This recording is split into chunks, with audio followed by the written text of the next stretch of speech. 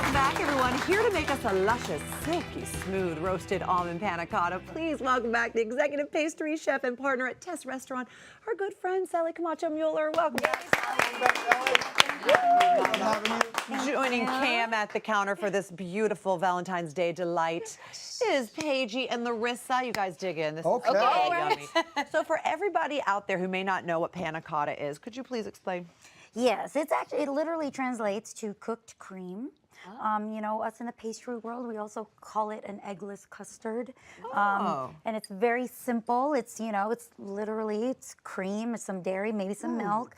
You can even get fun if you want to and add some yogurt. Sometimes people like that. Or buttermilk. So it's dairy and it's a little bit of sugar, and then we set it with a little bit of gelatin. And we're going to do that all today, and you're going to show us how to make it at home, because I never ever think about making panna cotta at home. I always think it's too fancy. I'll just get it at a restaurant. It seems very fancy. It is. Oh, Eating it here, yes. But you're going to show us how. Super simple. So it starts with some scalded milk and sugar and butter? Yes. Okay. Cream. So we've got some heavy cream. So cream and milk in here, and we've got our sugar in here. And then what I've done with this recipe, I love the flavor of toasted almonds. So I wanted to get that flavor into the panna cotta. Right. So we've toasted some almonds. So here we have, this is our toasted, and then here we have our untoasted. So just really the difference is the richer flavor. Okay. So it's almost like you're steeping something, almost like you would, like if you're making coffee or something. Okay. You know? So we're steeping this, and then we just put this in. Use the toasted, not the untoasted. Yes, we use the toasted, and so that goes in there. And how long do we need to steep the almonds? I say for a good 15 minutes.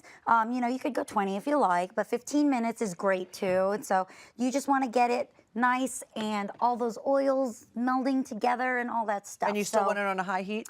On a low heat, on a very, very low heat. Bring it up high and then get it low with the very low with the almonds. Yes. So then after about 15 minutes or so, do we need to let this cool before we blend it? I don't. I mean, I live on the edge, so I go for it. I go for it. So I pour. I'm just crazy, you know. So I pour this in our blender. So this, we're just going to bruise them a little bit just to get all the flavor. Sally, I'm not gonna lie, I'm a little worried. I know you're the pastry chef, but definitely I've always told it's don't hot. turn it Yes. up. So when something is hot, if you have it on hot or in high, it may explode. Come out of the blender. So it's a little bit scary. So just a precaution. Should we duck down below the counter?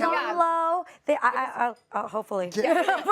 And then we'll just turn it on very low. Okay. All right. You know. Okay. You got this. Yeah. So a little bit.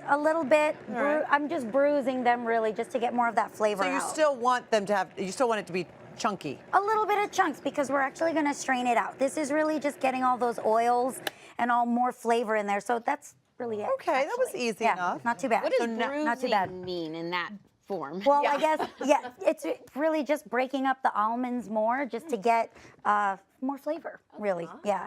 So the essence of the almond comes out into the liquid. And also the color will also come out. It'll give it a little bit of a, you know, a darker roasty color. The so almond it's a little oil bit more, will come out that way if it's a you little bit batter more, it a little bit. It's a little bit more opaque. And I have to be honest, I mean, do you dump those? You could eat those. You could eat those, actually, you could. Yeah. I think if you grind them up more, you could actually probably mix them with some oats and eat them in the morning. That's what I was saying, oatmeal or like yogurt. overnight oats, yes.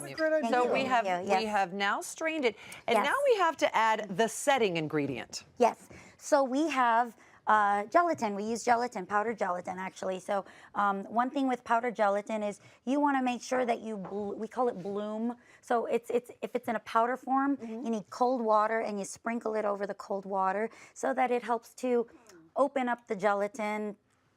It's like what you do with yeast. When we bruise the almonds and we bloom the gelatin. Okay. Yes. A lot of things going on here. I'm learning a lot of vocabulary here today. And then we just melt this over a double boiler, and it just melts like a little bit of syrup. And then while both ingredients are still warm, we just mix them. So what mix do we them have together. to use gelatin? We have to use, well, we must use something to set it. To set it. Actually, I even like drinking the milk kind of like warm. Yeah, it's so without the gelatin, just drinking it hot. It's actually quite nice. We just stir the two together, but the gelatin helps to let it, I guess you could say, set in the fridge if you want it to be a chilled dessert and hold its shape really. So now we pour it into our beautiful little cups here. Yes. There you go. So then we've got cups here. I like them in glass so that you could see it. Yeah, you know, it's pretty. It makes it look so pretty. Yeah, and And elegant. Yeah, and it's nice to walk around with. It's easy handle. And then we have to put this in the refrigerator Yes. for how long? This gets chilled in the fridge for probably about 4 hours in a good strong fridge overnight, just to be safe. Here, so you can help me do the this the day swap, before. Sally. Yes. I'll put this in, you take the other one out. So we've got There you go. one that we've done ahead Oh, of that's time so that it's beautiful. set for us. And now we decorate. And then we decorate this. So we've got our set panna cotta.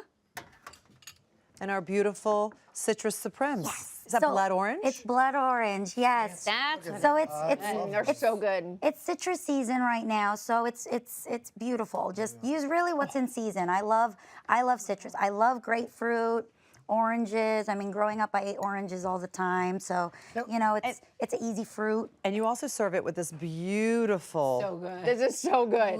sort of Yes. cookie. Yes. I don't even know what to call this. Yes. It's so beautiful. So this is an almond tuile that we've made. So this is sugar, butter. We cook it on a stovetop. We add some sliced almonds, a little bit of salt, and some milk also, and then we bake it on this silpat. It's so good. And then it's like a little caramelized almond cookie. It's like a little easy Florentine kind of cookie, yeah. Super yummy. Debbie's already diving into the cookie right there. Yes. Thank you, as always, so Thank much. you This is so much, very Sally. tasty. Full recipe. Head over to hallmarkchannel.com, everybody, and you can connect with Sally on her website as well.